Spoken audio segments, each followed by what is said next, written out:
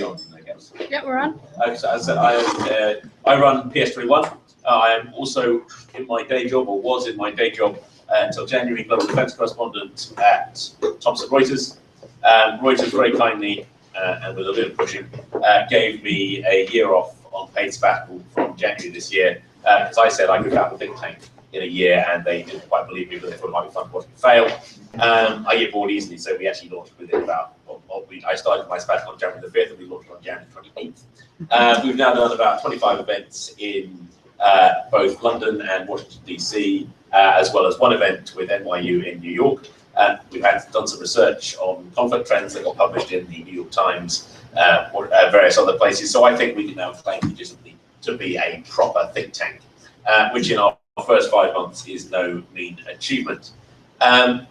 This evening we're talking about Kidnap Ransom with the best panel that I could beg, borrow, or reasonably steal. And it should be a great discussion from right to left, geographically, but not necessarily ideologically. We have Nigel Inkster, head of political risk and transnational threats at the International Institute for Strategic Studies, which is definitely a real think tank because it has a building and proper interns, and it's been around for 5 months.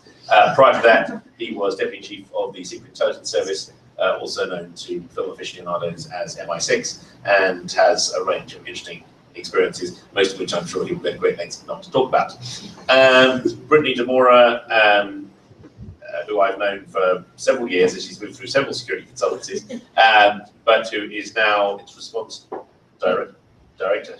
Oh, I wish.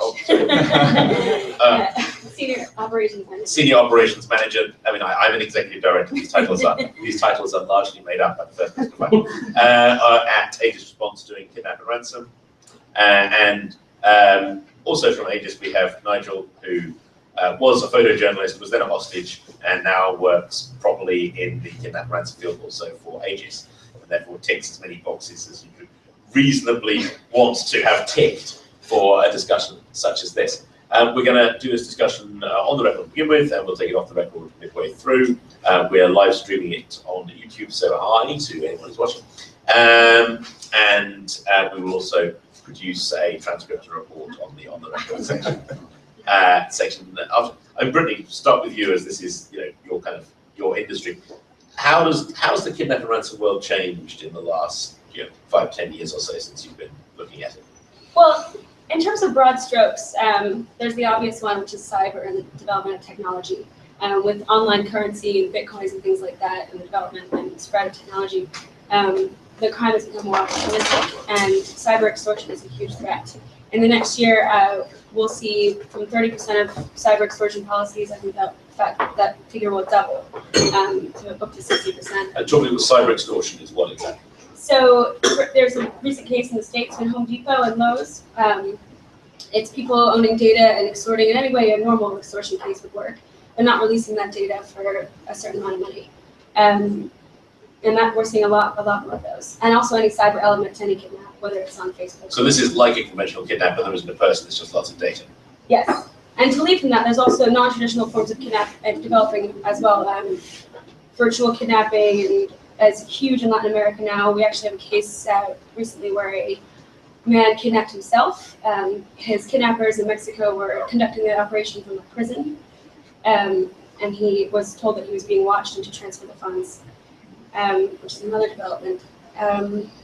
Thinking about it, there's also the change in geographic location, where you see places like Colombia reducing based on the sort of political environment. You have places that are increasing in kidnap risk, like Mozambique, Malaysia with the advent of sort of Chinese tourists in Sabah. You have also Chinese nationals being taken a lot more than they ever were before, based on their sort of spread around the globe and various. And overall, in terms of old-fashioned kidnap, rising, falling, staying the same? It's rising in some areas and it's falling in others. So, for example, in the news in Syria, we've had a Syria case this year. And it sort of changed the rules of the game in terms of how it was conducted. It was only conducted by an email. The ransom rates are exorbitant, consistently exorbitant. Various nationalities are targeted and not targeted. And this usually means ISIS in Syria or a mixture? It's ISIS predominantly, but al-Nusra as well. I mean, from your perspective, I mean, talk us through what happened to you or what you were hoping was going on while you were being held hostage. While I was being held hostage, well, I guess as a hostage, you hope that people are doing something on the other side of the world to get you out there as quickly as possible. I was, looking back and in hindsight, very naive as a freelancer going into such a dangerous country. And this was when? This was in 2008, so at that stage, I think Somalia was the third most deadly country in the world. Mogadishu was the fifth most deadly capital city in the world, or something like that. I knew that my government, the Australian government, wouldn't pay ransom. Their policy, obviously, not to negotiate, facilitate, or pay ransom. So I was very aware from, I guess, the day we were abducted that it was going to end with my family paying quite a substantial amount of money. How you do that as a family, I guess, is you go straight to your government and you ask for help, which they did. They, from what I've learned after my kidnapping, was they were basically led down the yellow brick road by the government, saying that, well, you have a lot of conflicting reports from different government departments like DFAT and the Australian Federal Police. So you have DFAT being Department of Foreign Affairs and Trade. So you have them saying it's illegal to pay ransom, and then you have the Australian Federal Police on the exact same day saying to my family, how quickly can you put out assets to pay a ransom? So my parents, or my family, were like, well, hang on, this is quite conflicting. You also have reports from, again, DFAT towards the end of it, threatening my family, well, my sister-in-law in particular, with lifetime imprisonment for potentially paying ransom to a terrorist organisation. Which was Al-Shabaab in this case? Or? Well, no, and that was certainly for me when I got out and was debriefed by the Australian government. That was a concern that was still hanging over my sister-in-law's head, and the Australian government informed us that they believed it was a criminal gain for monetary gain. But they also said, like, if another government, such as America or Canada, choose to prosecute, then that's a completely different thing. I mean, Nigel, what are the challenges from a government perspective when you're looking at, I mean, we'll start with the old-fashioned kidnap ransom, and we'll move on to the new stuff you're looking at. Well, I have to say that I'm not a particular expert in the public policy aspects of this, but obviously there are considerable public policy aspects to this. Foreign ministries, and certainly in this country, the foreign ministry with the Foreign Commonwealth Office does get involved very quickly in any kidnapping which they become aware of. And I think the difficulty they face is the difficulty of managing expectations. People obviously hoping that the government will move. In terms of family expectations. Yes, exactly, that the government will move to do whatever it can to resolve the situation. I mean, normally what happens in this country, and I think in most others, is that the official advice is that no publicity should be afforded to the kidnapping, that things should be kept secret for as long as possible, which of course does impose additional strains. And that includes super injunctions, right? On my own being imposed.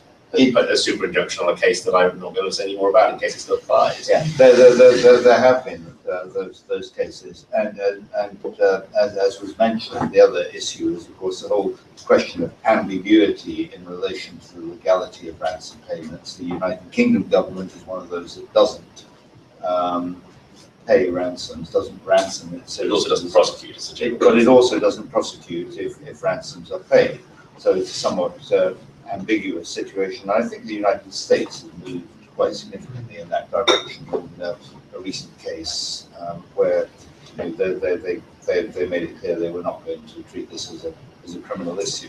So I suspect that public attitude, changes in public attitudes and public pressure are influencing public policies in subtle ways.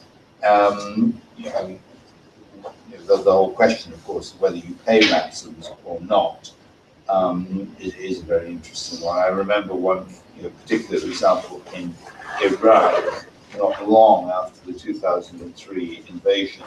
where a particular group in Iraq did kidnap a British national. We didn't negotiate. We sent in the special forces to deliver a visiting card to these people because we were able to find them pretty quickly. And we saw the word going around very quickly after that special forces raid: stop kidnapping the Brits. It's not worth it. Stick to the Italians and the French because they pay. And that was in terms of actually a raid to get them back, or a raid to just say we know. A raid to get them back. I mean, really, there is an entire industry in London, K&R industry, that exists to primarily help insured clients get back up. Do you just sketch out how that works and also how it's changing? Sure. So it's based on insurance. There are brokers, some of which are here tonight, and underwriters as well that all work in K&R.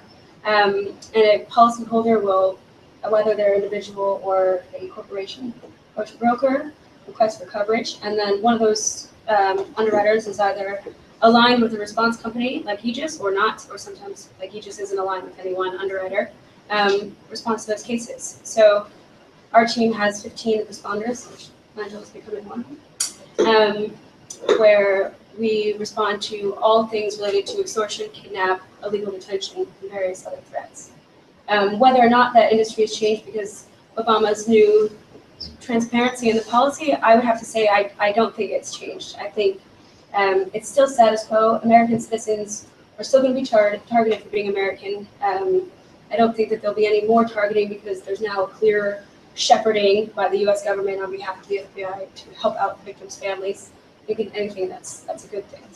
So I mean, talk about how that's changed in the States. I mean, this is moving from the sort of experience that Nigel had to an experience where people are kind of more walk through the process, right? So in the States, previously there was a lot of different government parties, the FBI, the State Department, that all were getting involved, but the FBI was the only one who was able to actually threaten prosecution.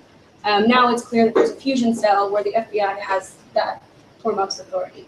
How that plays out in terms of the CIA and various things in the future, I don't know, but I've heard some good feedback from some of the victims' families, and I think it's better to have that kind of transparency than not. In the sense that you know who you're dealing with. Yeah, and you have some, the government support you. I mean, that makes a lot of sense. I mean, what do you wish you'd known when you were kidnapped that you know now that would have kind of made this process make more sense to you? What at the time was one of the real kind of challenges? Probably the one thing that I wish I hadn't done prior to my kidnapping is had the training. But, I guess after my kidnapping, I started delivering the hostile environment training to aid workers and foreign correspondents from wider Southeast Asia and overseas in Australia. So I think prevention is what's cheaper than a cure to kidnapping.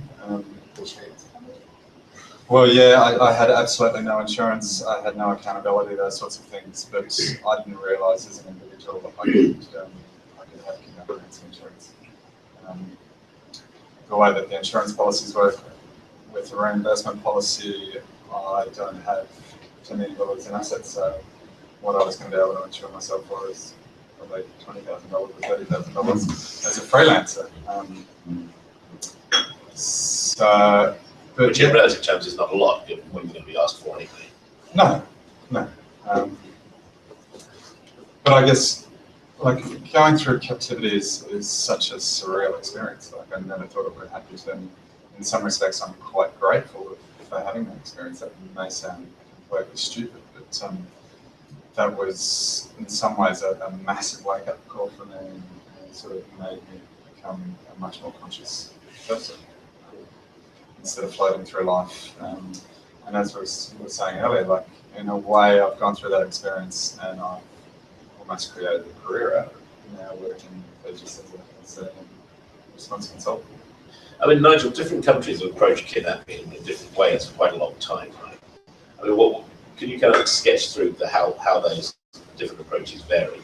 Well, I think if you look particularly at some of the European countries, it's pretty clear that the governments and the intelligence services of these countries do actively engage in the process of kidnap negotiations. France, Germany, Spain, Italy, all have been involved. The UK is different, and the only role of the UK intelligence services in kidnap operation is to try and find out where the kidnapped person is being held. So some decision can be made about what further action to take.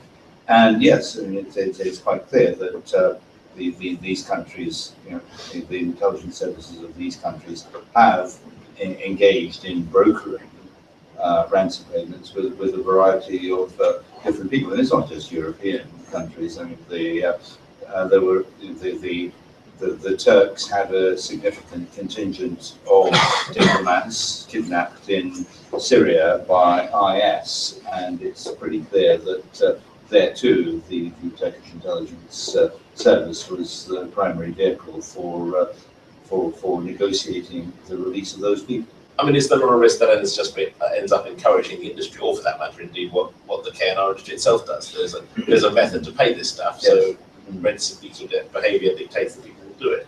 Well, that is kind of, if you like, the extreme Anglo-Saxon position as espoused by the United States and the United Kingdom. You don't pay the Dane Guild because that only encourages the Dane, to paraphrase Rudyard Kipling. Many countries simply do not take that view and treat the recovery of hostages as the priority.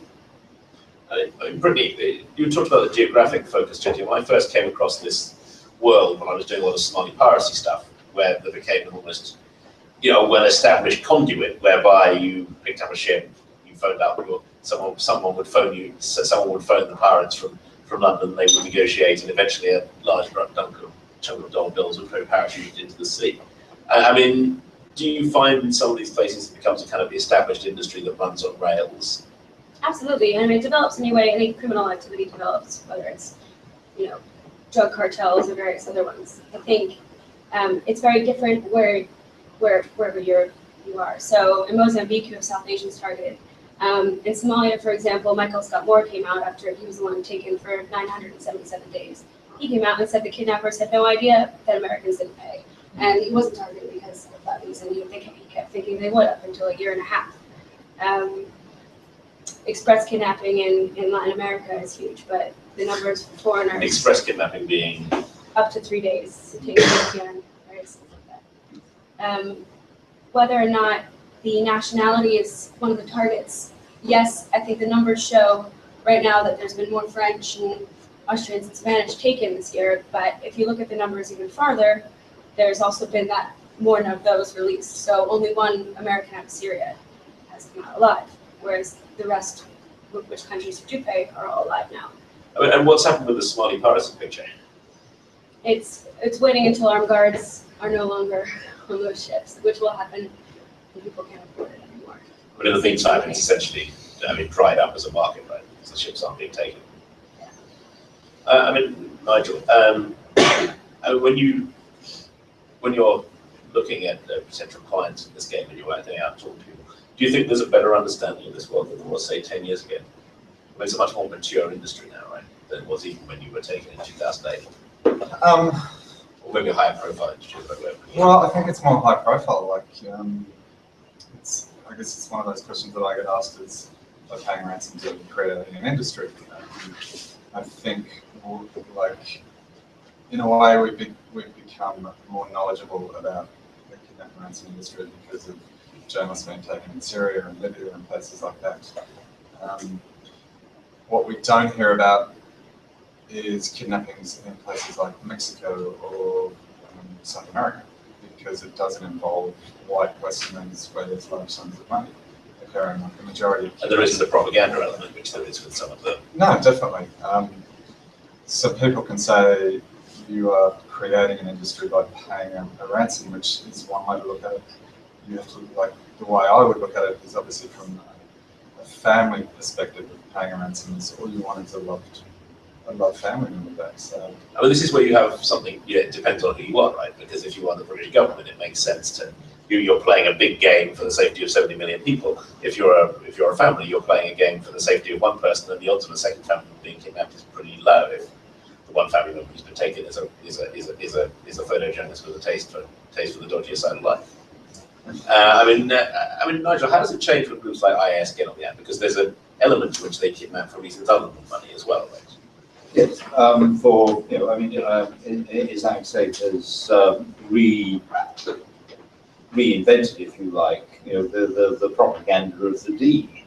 And it is very much about propaganda in the case of IISS, demonstrating their power to do things and highlighting the impotence of the governments of individuals concerned to do anything about it. I have to say that in the overall scheme of things, kidnapping for IISS has been quite a substantial revenue earner. But I think that percentage of their earnings is diminishing, in fact. They're a lot of that out of kidnapping. A lot of that is good old-fashioned medieval kidnapping, right? Where you Yes. kidnap someone local, Yes. you intend to release them, but you want to get some reasonable amount of local money. You Yes. simply understand how much money they have rather better Yeah, than someone like yourself. Indeed. But when it comes to foreign victims, high-profile foreign victims, the supply is running low, I think it's fair to say, in relation to IISS. So the focus is much more on the local. And in the overall scheme of things, I think it's the case that IISS derives revenue from a wide range of rent-seeking activities, extortion, the oil industry still to a significant degree, but from a rather unusual perspective. So kidnapping is simply one of the rent-seeking lines of revenue earning that IISS has got.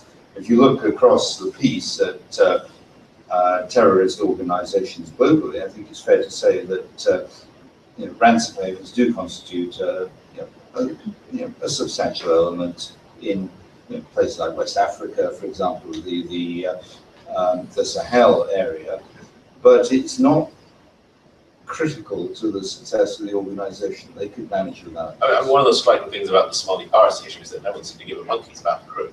And this was heavily about getting an expensive ship that was burning X numbers of dollars a day by doing nothing when you wanted it back on the water, and the pay of the crew being on board and the pay getting back was possibly not the main issue, right? I mean, do you find that people tackle these things differently, whether it's a large piece of kit and a large number of people, or individuals? Brittany? A large number. Whether you're talking about something like piracy, where you're talking about a ship and 25, 30 people, or whether it's something like Nigel, where you've got one person. Again, it depends on the area and whether it's opportunistic. In what sense? Well, it depends on whether you're just taking the first case you see, or if this is something that you've been planning for months and doing your intel and tracking the family on Facebook and various things. Depends if you're part of a criminal gang or part of a terrorist organization. Depends if you're a pirate and you're waiting for the right time or not. So it's all very varied. And how easy is it to work out once someone has been taken what kind of character you're dealing with who's taken? That's the first question, right? Yeah, that's a good question. I think you've done your due diligence. You understand the risks involved. I mean, we go through every kidnap incident that's happened in every country. We know the going rate, the average captivity times, and we know the groups that take them. So within the first few hours, we're almost very certain on who we think we're dealing with. That said, we've had cases where we've encouraged the kidnappers to sell up to a more organized kidnap group. This was a case in Colombia where the kidnappers didn't know what proof of life was. So we thought this is very risky for our victim. Please find a grown-up. Find a car. Yeah. Let's do this properly. This is a business transaction. So. I mean, how much do you think you worked out about the people who were holding you when you were being taken? You were there for a long time. And how much did you kind of fill in the blanks after? Well, I guess from the perspective of a hostage, what I was trying to do at the start was just to get them to see me as a human being, because I was basically going into survival mode and using survival skills that I didn't know I was using. So showing empathy, having an interest in them, it wasn't just about me. So what I probably knew about them, like obviously they're all fake names. They're telling me that they've been to countries like Germany or to the Middle East, whether that's truant or whether that's all just smoke and mirrors. I think with my gang, they were opportunistic. They had been doing obviously surveillance. There was actually another set of journalists that were in Mogadishu in the same hotel from National Geographic, and I actually believe that we ran into their, like the ambush that we ran into was set up for them, because they were quite surprised to see a woman in the car. They were expecting two French journalists, two male journalists. Once they got us, I don't think they really knew what to do with us. And that's probably why it took such a long time. Obviously, you had a small group that did the hit, 6 or 7, and we then went to a compound where there was more guys with more guns. So they were obviously organised. They had a safe house set up. We were moved around, I think, 13 times to 11 different houses from Mogadishu right down to Kashmir. But I think as more people became involved, obviously, everyone wants a cut of the pie as well. And you then have to start dealing with Somalian government officials as well, who I believe became sort of involved, and you've got Greece clients there. So, but what I actually know about my captors, I will learn more about one of them who's just been arrested in Canada. So nearly 6 years on. The guy was actually their communications person that was dealing directly with my sister, and Amanda, who I was taking with her mother. But I wanted to come to this. I mean, a lot of us take this. This is an issue that thrives in places where government is weak and there's lots of smoke and mirrors and you can hide. But you've got two aims if you're kidnapping. One is to get away with it and get the ransom, and the second is not to be arrested in Canada 6 years later. It's harder to hide these days, right, Nigel? I mean, you'd end up once the hostage is out, the risk of having a data trail that means you could be found is much higher than it was even a short period of time ago. Yeah, that's absolutely right, and that's really about the interface between intelligence and policing comes in, because I think one thing that police forces are good at is kind of digging in and pursuing particular cases, waiting for the lucky break, such as when the person thinks they're safe and can travel to a country where they might be arrested. So it's always critical in these cases to amass as much information as you can get and find a mechanism to keep that, so to speak, on the active list, unless and until some activity can be taken. And with modern telecommunications, as you rightly say, also modern forensics. Let's not forget the role that forensics can play in these cases. The likelihood of success is probably quite a lot more than it's been. I mean, and particularly rolling forward, right? Because it's a lot of it. You don't have to keep a file active to have a bunch of things that will trip alarms once someone crosses a certain border. No, exactly. You can put somebody on a watch list, and once you know it's them, then that's all you kind of need to do.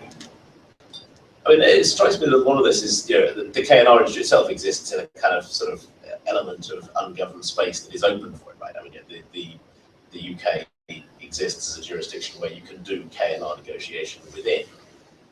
I mean, presumably in some other places, but you're still trying to gauge what the US will look like, right, under the new regime. I mean, what kind of thing? I mean, to what extent do you have to pick and choose where you do stuff and operate? I mean, certainly in some places like Sri Lanka, when the Tamil Tigers were active, you would take a different approach to other places that would be a lot softer on ransom negotiation. Is that part of your kind of playbook? Well, I guess the first thing is that nobody's ever been prosecuted. No individual or company has been prosecuted for paying a ransom to anyone. There's been threats of that, but as far as I know, it's never happened. So when it comes to whether or not we're going to get involved in a case, there's nowhere in the world. As I said, we've done Syria, we've done Pakistan, do extortion cases in first world countries. There's nowhere that we wouldn't operate. I mean, just talk about the long-term cost, not just financial, but to your family of what they they went through. I mean, they clearly hadn't expected to be the lead partner in negotiating getting you back in the way that they eventually had to be, right? No, not at all. So financially, the cost was between the two families was close to 1.3 million US dollars. That's Between you and the second hostage. yes. So that's for a ransom and to employ a private kidnap and ransom firm. But then you've got to look at, I guess, the mental cost, the trauma that I put my family through. Like someone like my sister, who was a mother of three, was an horticulturalist. Had a company, she pushed all of that to the side for 15 months. Had like a business nearly went broke. I guess she's not spending time with her family for 15 months. And she, in some respects, came out of it far worse mentally than I did, because she'd gone through this amazing process where it was adrenaline charged like it is in captivity. Like you are constantly living on adrenaline. To come out the other side, to have a successful release, for her it was like, right, what am I doing now? Like, I'm not going back to horticulture because that's really not going to push my buttons. How did she take it when you said you were going to the KNR? Look, she was, I think, not surprised that I went down that track. Like, I think, from my perspective, my knowledge, just being able to debrief other hostages, and I've met a number of hostage survivors, and look, we're actually all quite normal people. Like, once you go through, don't Brett. Once you go through rehabilitation and you get some understanding, like for me, it's nearly 6 years since my release, so the longer that time frame becomes, I guess you come back to normality. If you had met me 5 years ago with my startle effects and hyper alert, hypervigilance, those sorts of things, in a room like this, I would have been in the corner with a wall to my back, those sorts of things. But I guess with time, you do come back to normality. And look, I love working with Aegis and being able to help, particularly other families or corporations that are going through that sort of thing. Okay. Really, talk me through the cyber ransom that you were talking about at the beginning, where you were talking about ransoming data rather than. Well, it's one of those buzzwords, because a lot of people throw it around but aren't exactly sure what it means. And I might not be an exception to that. But one thing that's going on is that it's being incorporated into policies, and it's being talked about a lot more. And there's no way it's not the future with these advents of these online currencies. So you see it happening. I mean, one of the biggest. I mean, how much of your work does it take up at the moment, or is it just the beginnings of this? We're seeing it more in the beginning. I know some companies are fully involved in it. Some of the bigger U.S. firms. Sorry, I just had one thought out of the blue. Go for it. Go for it. We'll come to your thought in a second. Oh. Go on. Go on. No, please. I've just suddenly thought, we're all being encouraged to put all our data into the cloud. What you are talking about is people who will encrypt the data we have put in the cloud and will ask us for a lot of money for the decryption key. I mean, it's just so Nigel, I mean, this is clearly one of the ways, but we don't really have an idea how plausible these crimes are on a large scale, right? Because we haven't really worked through what the detection regimes are going to be, how resilient these kind of data stores really are. Well, indeed, and as Brittany said, I mean, there's this new approach whereby you basically take somebody's data and kind of freeze it, encrypt it, make it unavailable, and demand a large sum of money to release it. This is starting to become a more attractive option. I mean, the days when you went to you robbed the bank because the bank was where the money was, have long since gone. And it is a challenge because police forces, in particular law enforcement, do not have anything like the requisite skills and resources to deal with this sort of problem if it gathers momentum and critical mass. And it's also less visceral than having a hostage being held in a box. Yeah. Yes, I mean, your ones and zeros are, sort of locked up. It doesn't feel, as you say, that. I mean, I can't see Citigroup getting the same level of response out of a government saying that someone has encrypted their data than if two of their people are being held somewhere in Nigeria. Well, unless and until the implications of that data lock have go wider than the interests of the company concerned, which in many cases they could do. And if it feeds into issues like critical infrastructure, then I think you will see governments moving rather rapidly. But it's also an area where the private sector is your solution. Right? If the governments can't be relied upon to do this, then you have to buy in your protection, or indeed your kind of after protection, which I guess is what you guys are from the private sector. And the horrible thing, of course, is you can't do proof of life.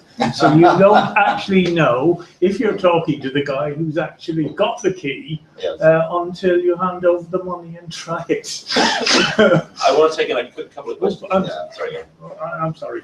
A quick couple of questions, and then we'll take this on background. Any questions at the moment? Evan? Yeah, I was just wondering, and I realise this is a difficult issue, but I don't think that anybody's ever cracked it and will for a long time to come, if at all. What the relationship between the money and the motivation of the kidnappers, and also their sustainability. How much is known about what the kidnappers do with it, particularly regarding perhaps building local support, which I think might be particularly relevant in your own case. The relation between buying off officialdom, but also using it for support within the local community. Well, this is where piracy was introduced, right? It became an entire industry for an eighth of Somalia or so. Well, I actually asked the gang that were holding me at the start what they planned to do with the money, because ethically I struggled with this for a long time, as did my family. So they said to me that they would use the money to buy weapons to continue their fight, to continue their jihad against, basically the crusade against Islam. So for me, there was certainly a period of time where I wanted to tell my family not to pay ransom because... Did you believe them, or was it going for other purposes? Well, again, it's like, what do you believe? You probably weren't doing forensic examination. No, but for me it was like, if I survive and I get my life back, and then they use that money to kill innocent people, then ethically that will be something that I struggle with for the rest of my life. I believe my family in the first few weeks actually said, we're not going to pay a ransom because of that reason. At the end of the case, just before they released me, I said to the head guy, what are you actually going to do with the money? And he said, I'll use it to get my family out of Somalia as refugees into Kenya, and then hopefully with the money try and get them to a country like Australia, Canada, or America. Not the brilliant idea. I mean, Nigel, how much visibility do you actually generally get of where this money goes? Actually, that's a very good question, because it tends not to be something that the intelligence community get that involved in. No one cares at that stage. It's kind of move on to the next problem. Well, it becomes a police issue because tracking the ransom obviously is one way of tracking the kidnappers. But how easy is that? I mean, it's very, very easy to launder money, and particularly if you're talking about a place like Somalia, it's not exactly going to go through a swift transfer to somewhere. It's going to go through a Hawala system. Very difficult to track something like that down. A lot of this money will go through the informal banking sector, where the controls and monitoring mechanisms aren't in place. So I think that that creates additional layers of difficulty. But obviously, in what one might term in inverted commas a conventional kidnap, monitoring what happens to the ransom, if you can, is an obvious technique for getting hold of the kidnapper. Perfect. I think does anyone have another question they're desperate to have asked on the record before we can take it off? We'll say one for you, good friend. Hi, I'm just wondering what you were saying before about ISIS using mainly, well, not mainly, but in a big part, kidnapping as propaganda material. In that case, is there a point in trying to open negotiation? And if so, what kind of negotiations can you help? Or anyone can answer? Is this, you mean a political negotiation with IISS as, effectively treating them as what they claim they want to be? Yes. Well, that possibility always exists, but I certainly wouldn't, I wouldn't advise it in this case. I mean, this is a slightly unusual situation. We've never really had a terrorist group that purported to be a state in quite the way that IIS has done, at least for some considerable time. Certainly not. We had the Tigers. We had the Tamil Tigers. Yeah, that's true.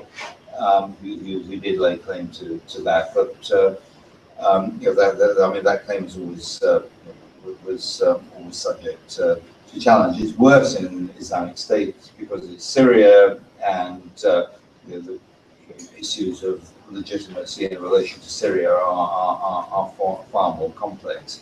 I would simply make the point that you can't negotiate with fanatics. You may be able to engage in something that you call negotiations in order to buy yourself time. But I would have thought the example of Adolf Hitler at the start of World War II is probably your best example as to why you can't really negotiate with a fanatic, because a negotiation implies concessions. Fanatics don't do concessions.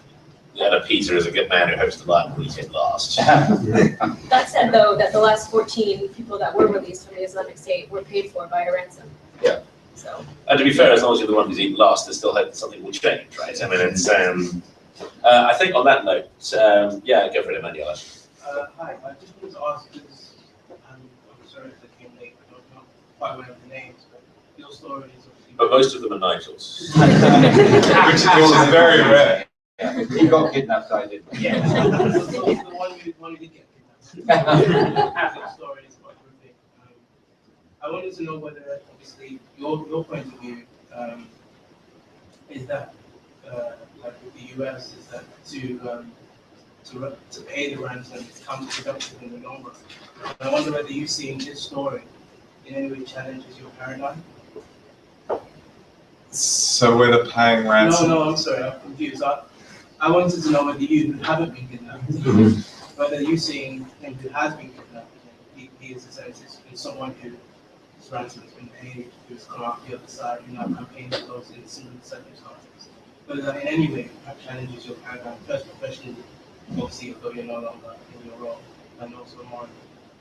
Well, I think in my case, I was not really concerned about the legality or the policy implications of kidnapping. In my case, as a former intelligence practitioner, my concerns were severely practical. Who's been kidnapped? Where are they? How can we find them? What are the options which we can then turn over to the policymakers so they can decide whether to send the special forces raided, or to allow a ransom negotiation to take place, or whatever. So, my personal engagement within this context has always been very, very narrowly focused. I mean, I think the reality is, in a sort of broader picture, we're never going to get consensus at a global level on an issue like this. It's just not going to happen. Different governments are going to be driven by different motives. They have concerns with their electorate, their own legitimacy, sustainability, etc., etc. And these considerations are going to drive what they do. So I think the idea that we can get a kind of global consensus that you don't pay ransoms to kidnappers is pretty unrealistic. It also drifts towards kind of ideological fanaticism. It does, right? Exactly, yeah. At the end of the day, most families will not. Bad moment to discover yours is one of them. But it will put more skin in the game than at least as a percentage of what they've got than a government is. I mean, look, I used to travel quite a lot, to places where the possibility of my being kidnapped was there. It existed, and I was probably a catch won't have it. I gave strict instructions to my family that in that event, no ransom negotiations were to be entertained or entered into. Now, would I have felt like that 6 months into captivity? Interesting question. Would my family have listened to what I had to say? Interesting question. And I think that's like an interesting thing that Nigel said. From a family perspective, I think when you have a family member who is kidnapped, losing them will have catastrophic consequences for the rest of their life. It's like a child that dies, like that stays with you, and the trauma stays with you, really for the rest of your life. Interesting. I'm going to get Gabrielle to turn the camera off. We'll take this on background from here. But no, I mean, it's an interesting discussion because it's kind of